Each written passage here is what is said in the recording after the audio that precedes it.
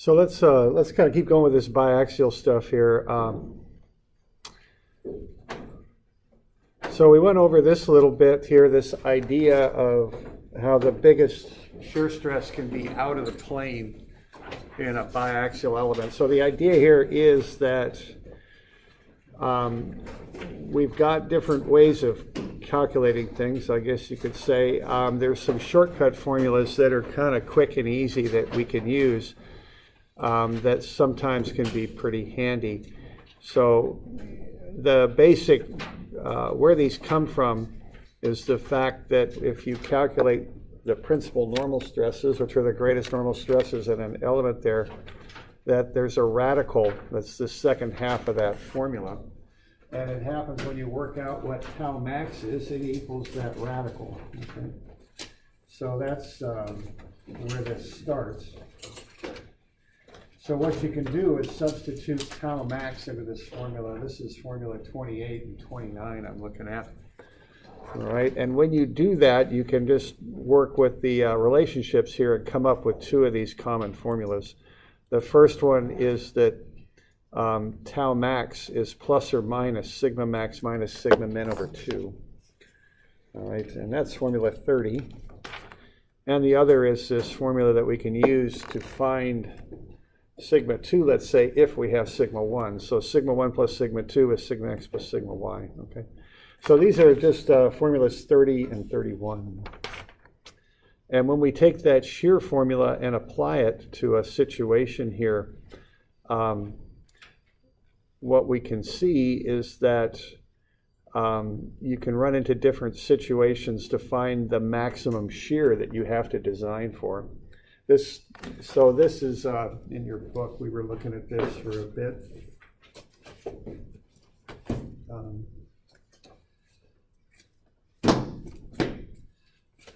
Remember 350 or something like that, 360, okay?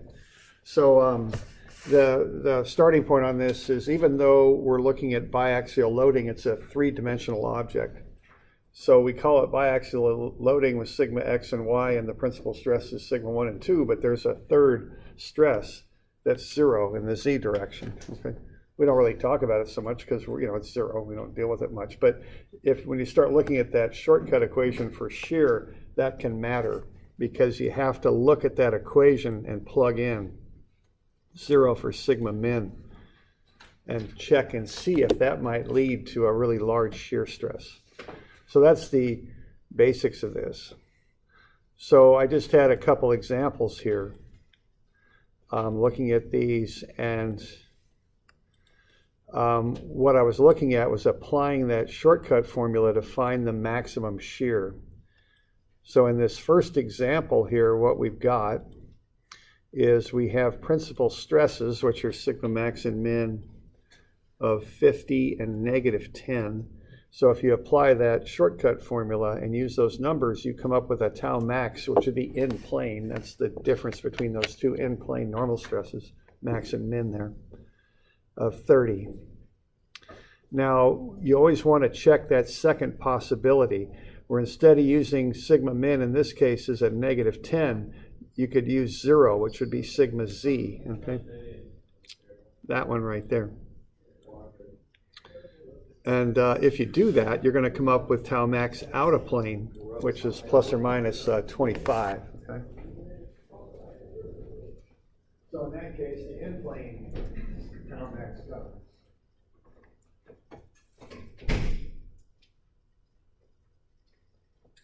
So if you just find the tau max in plane there, that'll be the biggest shear in that plate, and that's what you would design it for.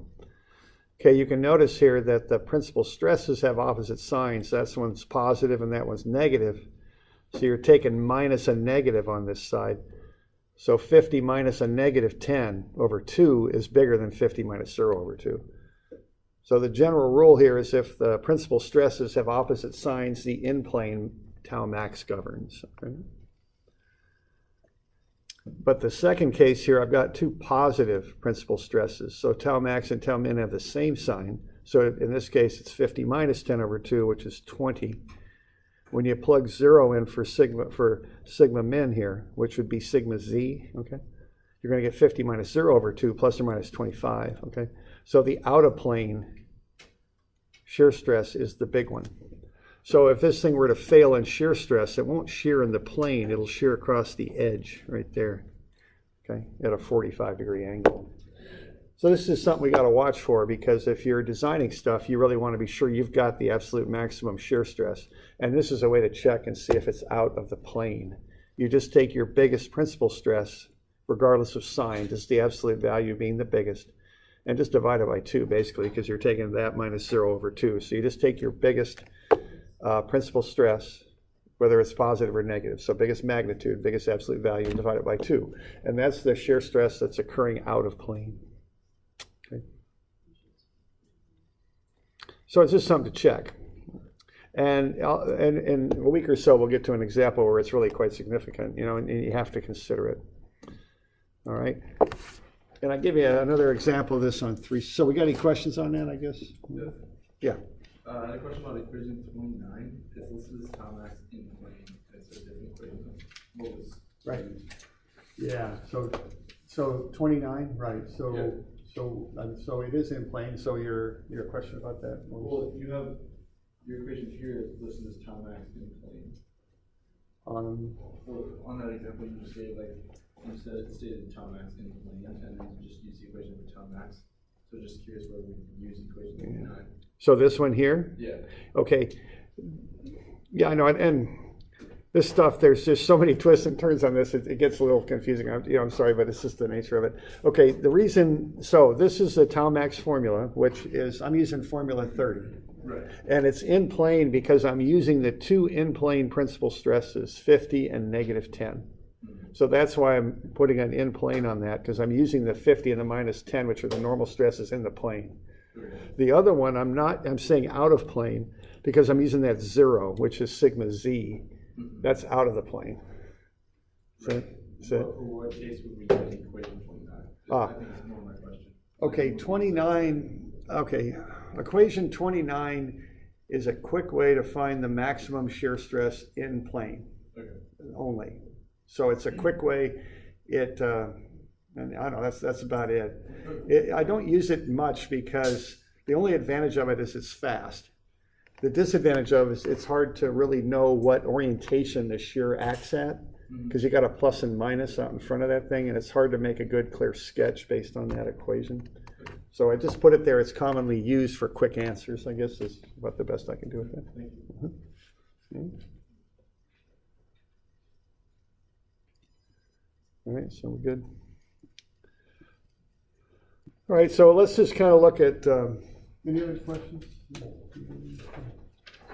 So 362, I've got that one filled out. So what we got going on there is we've got this element, we've got 120, that's a positive for the X, we got a positive 50 for the Y, and we've got a shear. This is the reference shear that we use. You know, take a book or something, put it against the wall, put your hand in the middle, push up on the right-hand side, and it'll rotate counterclockwise. So that's positive. So all of these inputs here are positive. Okay, so I went ahead and did the tangent 2 theta formula and solved for that. 2 theta is 40.6, half of that's 20.3. Add 90 to that for the other principal angles. So what I'm finding here are the angles at which the principal normal stresses act. Okay, so I solve for 2 theta, take half to get the first angle, add 90 to get the second angle, and double it so I can use the formula if I want, okay? Because the formula takes an input of 2 theta. And then I go ahead and run the numbers. I find the normal stress at the 20.3 degree angle, it's 131. That's one of the principal stresses, sigma 1. Then I find sigma 2, and it's 38.9, okay? And then there's my sketch for that, okay? So at 20.3 degrees, the stress normal to that plane is 131. 90 degrees off of that, I got the 38.9. Okay. So I got that.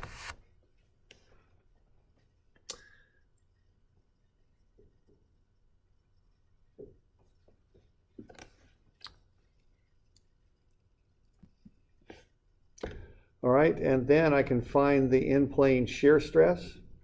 What I'm doing there is I'm taking the principal angle for the normal stress and I'm adding 45 to it. I'm getting 65.3. I'm doubling that and getting 130.6. And then I take that angle and I plug it into equation 29, I think it is. Nope, 26, equation 26. And find the shear stress at that angle. And that's negative 46.1. Okay. So what I've just found there is the shear stress at 65.3 degrees is negative 46.1. So think about that for a second. Which side should the arrowhead be on? Down at the lower right or the upper left? Upper left. Yeah, right, because that's going to take that thing and rotate it clockwise to match the negative sign. All right, so that gets me the in-plane maximum shear, okay, like that, 46.1. Then the average normal stress that acts on those planes is 85. So what I've done there, I've just generated two sketches of what's going on in the plane when those stresses are applying. Okay. All right, now I want to be sure though that I have the right shear stress to design the plate. The maximum in-plane shear stress is 46.1 plus or minus, okay? But I want to check the out-of-plane. So to do this stuff, I use the tau max formula, which is plus or minus sigma max minus sigma min over 2. So in plane, I take my principal stresses, 131.1 minus 38.9 over 2. That's a plus or minus, and I get what I got before, 46.1. Okay, so that would cause a failure along that green plane, okay, in plane. It would cause the plate, if it were to fail, the plate would crack and right there and the two planes would slide one across the other. But I also want to check what's happening out of plane, okay? And to do that, I take the smaller of these two and replace it with 0, which is sigma z, okay, which is coming in and out of the page here, as near as I can draw it like that, okay? So the big one is 131.1. I'm going to use sigma z, which is 0. So I'm kind of looking at this thing down that way at that plane, at another biaxial plane. And the two normal stresses are 131.1 and 0. And when I plug those in, I get 65.3, okay? That's the one that governs. That's the one I should design for. What that's going to do is cause a crack through the thin edge of the plate if it were to fail at a 45-degree angle. Okay. And so you need to remember that because, look at, there's a pretty fair amount of difference between these two numbers in there. This thing's almost 50% more than that one. So it's something you got to consider. All right? That's the deal. Okay.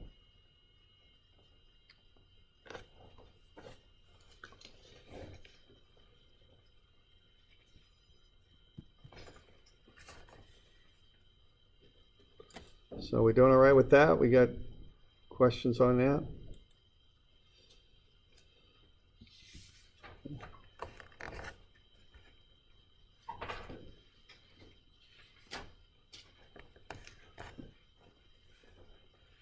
All right, so that's kind of a run through this biaxial stuff, and it's a little bit more complicated maybe than the stuff we've been working with before. It's different, okay? And my experience with this is it takes a little while to kind of get all this stuff figured out. I mean, that seems to be the nature of it. I think it's important to be able to visualize it and kind of understand what's going on with it, okay? And sometimes from my experience, I can get a little bit lost in some of these analyses and equations. I'm a civil engineer. I always have to remind myself I'm just doing a glorified home improvement project. That's all I'm doing. I got to just visualize it, see it, and then I can throw the equations at it and figure it out. But don't lose track of what the equations are doing and what they mean, okay? Yeah. I guess back there, I was just trying to figure out how you know where to put your first stress and your second stress on the picture. So 38.9 in the... Okay, so... Like this sketch here, this one? Yeah. Okay, what's going on is I ran the numbers for the first plane. It had to do with the angle I plugged in. in the first plane, I've got the two angles from the two theta formula, 20.3 and 110.3. So that came out of the 2 theta formula. Now I got to double them because that's what goes in the equation. Okay. So when I put 20.3 in there and I double it, I get 40.6. What I've got for a 20.3 degree plane is the normal stress is 131.1. So that's, now the thing about this though is that's normal to the plane. So that goes like that. That's the 131.1. And then when I put in an angle that's 90 degrees more than the 20.3 and double it, I get 38.9. And that's this one here. So that's the stress that goes off that way. Does that answer your question? Yes. Okay. Yeah. All right. So, any other questions on that?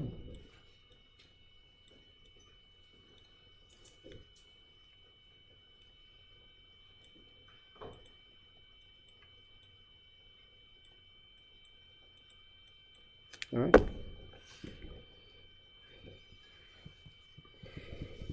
All right.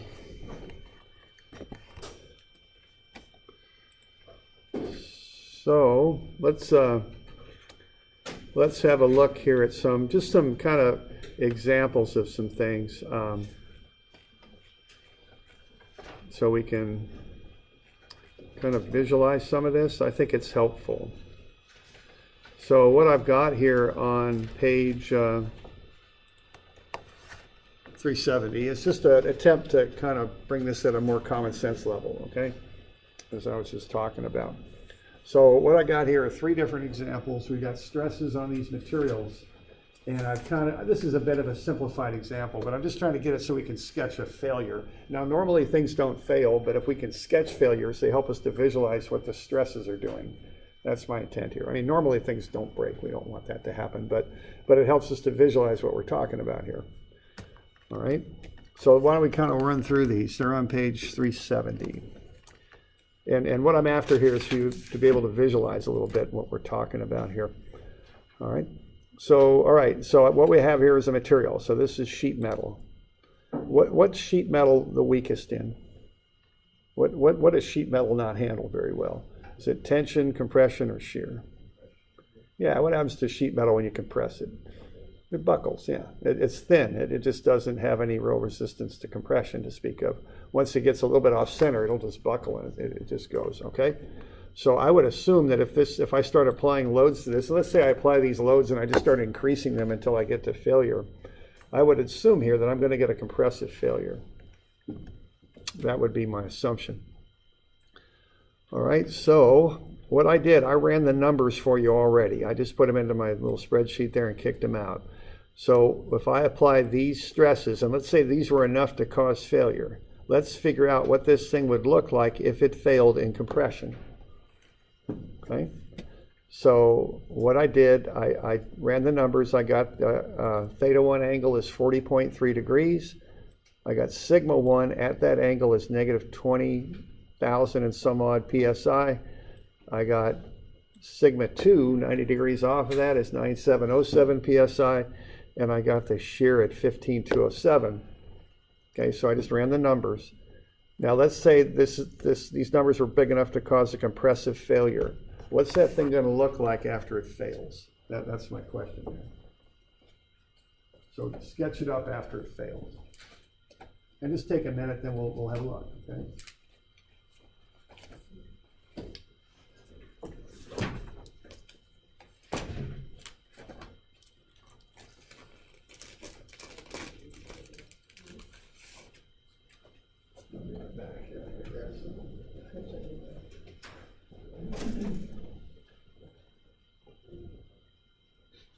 See?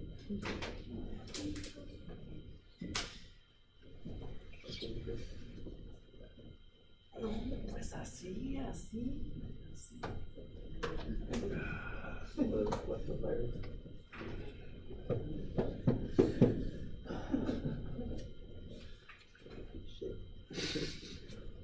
Terrible.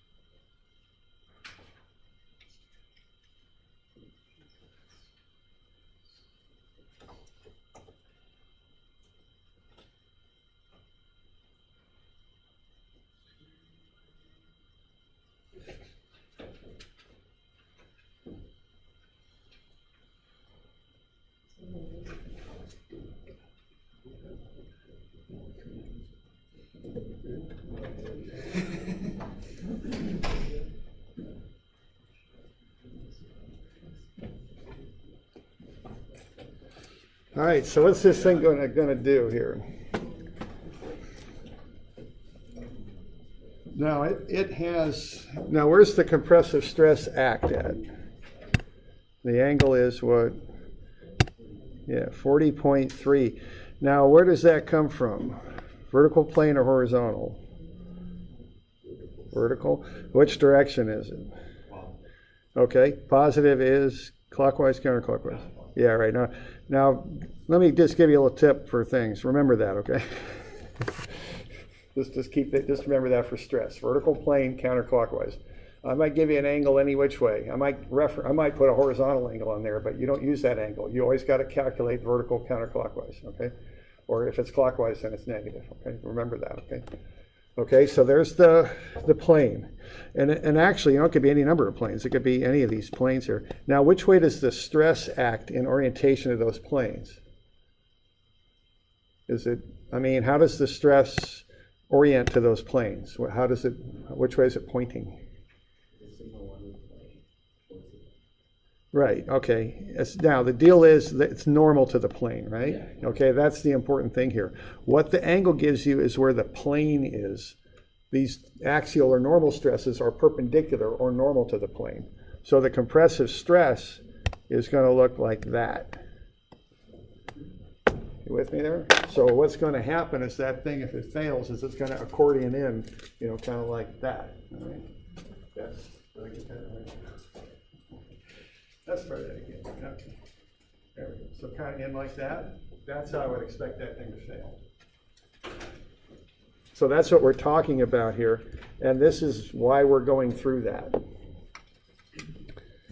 I want you to be able to see that. Okay. So it's going to push in like that. The plane, as I just drew it, whoops, I don't want that color. There we go. Plane's like that, but the stress is normal to the plane and will crush that material inwards is what it'll do, okay? You okay with that, right?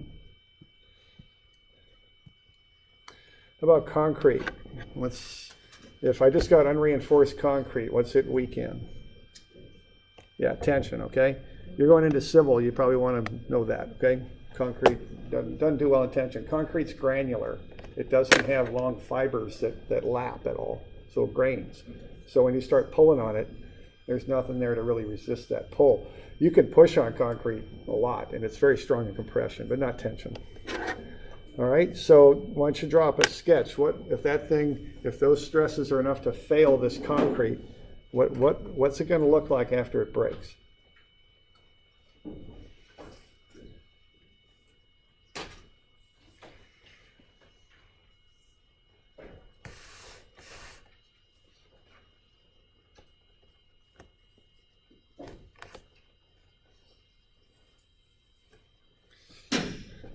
Watch the angle, okay? It's negative, all right?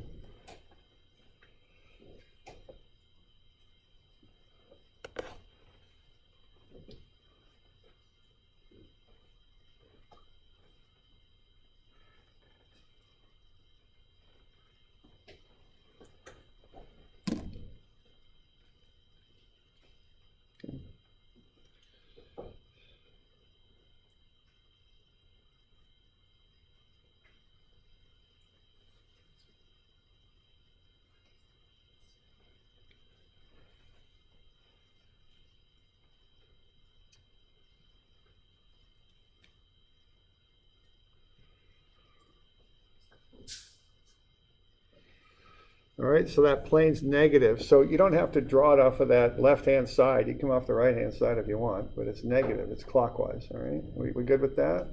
Negative clockwise? Okay.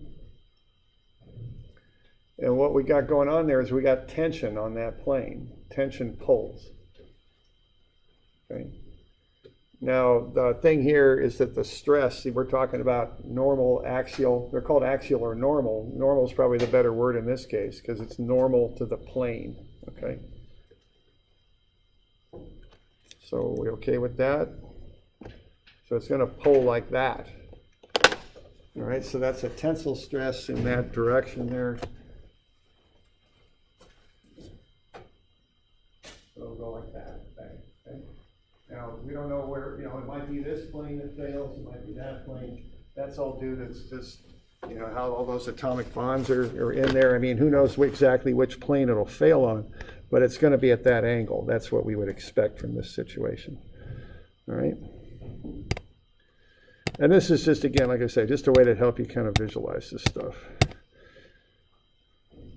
So, it might just as well have been the plane right there. I mean, who knows which plane it is, but one of those planes at that angle is going to break. Just a statistical kind of thing, wherever the wake plane happens to be in that angle, okay? Something like that, all right?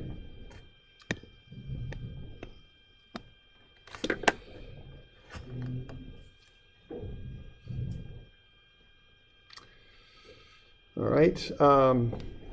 How about soil? What's actually soil's weak in a couple different modes, quite a few actually, but what's the classic failure for soil? It could be all of them. I guess any answer could be right, really. But if you think of a landslide, what are we talking about there? Shear, yeah. Shear is a pretty common soil failure. Soil, of course, doesn't bound together very well, so it fails in all different means. Why don't I adjust my sketch here a little bit, though, okay? Because I've been kind of thinking about this just a minute ago. All right, so we're going to go 8,000 here. We're just going to switch the 8,000 into 3,000.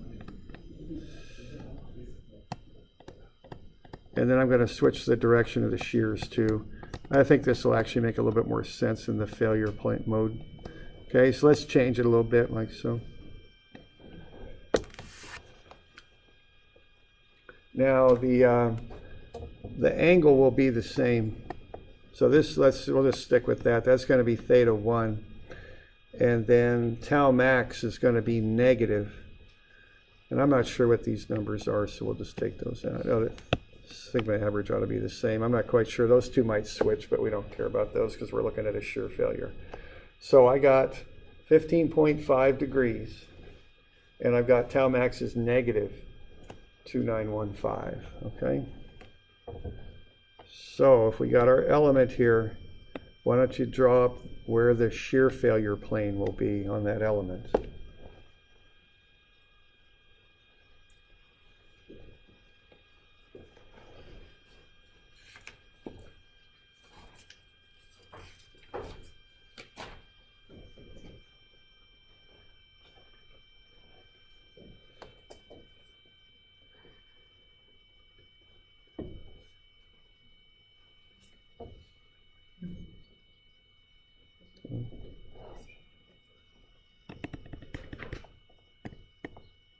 Okay, we're looking at a shear failure.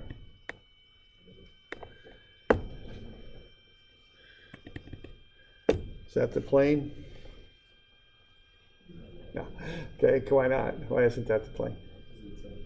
Yeah, that's the normal stress plane, okay? Sigma 1 is the angle for, or theta 1 there. This angle, see that's for sigma 1 is what that's for. We got to go 45 off, okay? So we got to go 45 more degrees, end up over here. All right. So we're going to end up with two elements, after this failure occurs. Now, if the first one's like this, what's that one little triangle on the top going to do with respect to this if that shear's negative? Yeah, it's going to slide, right? Now negative, okay, so the first idea here is this is a shear failure. So it's not pulling apart or compressing together, it's sliding, okay? That's what shear is. It's negative. So on this element, negative would be clockwise. Negative's doing that. So maybe we got a hill sloping down to the right here. So what's happening is this triangle is going that way, all right?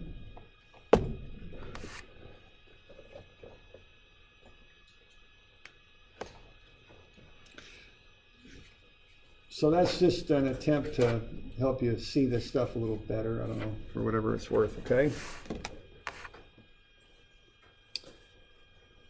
And usually on the test, I'll ask you something about these failures like what we just did, or the sketches or something. I'll put something on there just so you know. I mean, I want you to be able to tell me what the physical significance is, all these numbers we're calculating, okay? So there'll be something, you know, some sort of visualization sketching thing on there. All right, let's do one of these. So now what we've done here are two different things. Just sketch this up, okay? I didn't put this in your notes. All right, so let's say we've got a wooden board that's stressed as shown, and the grain is oriented as shown. And we have these stresses that we know are on that wooden board. If the normal stress, let's find the normal and shear stress on plane AB. And that's the plane where the grain lies, all right? Now, wood grain, you know, along the grain, there's a plane of weakness there that's susceptible to certain types of failure. So let's say that grain there is weak enough, so that's where it fails. So why don't you calculate the normal and shear stress on that plane, and then draw up a sketch what that board would look like if the normal stress caused the board to fail.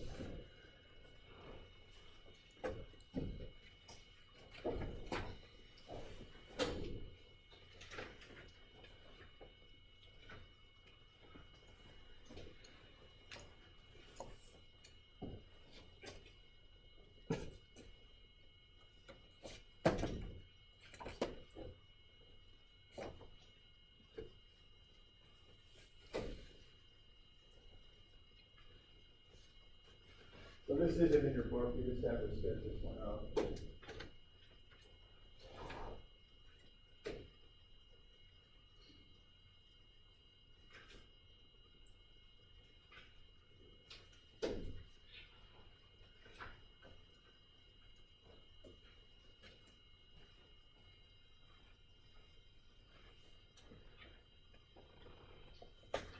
Okay, those of you online, I'll pause the recording here. So once you get the thing done, just start it up again. So just pause it and start it up when you're done.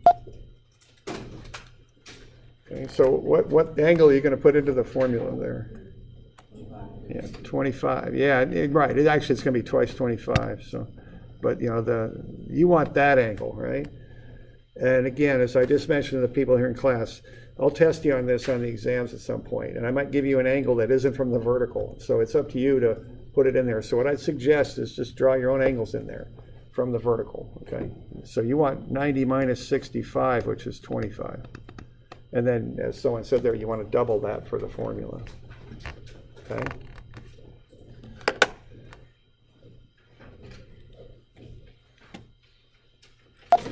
Okay, we'll go over this and finish it up tomorrow. Okay, that'll be the plan.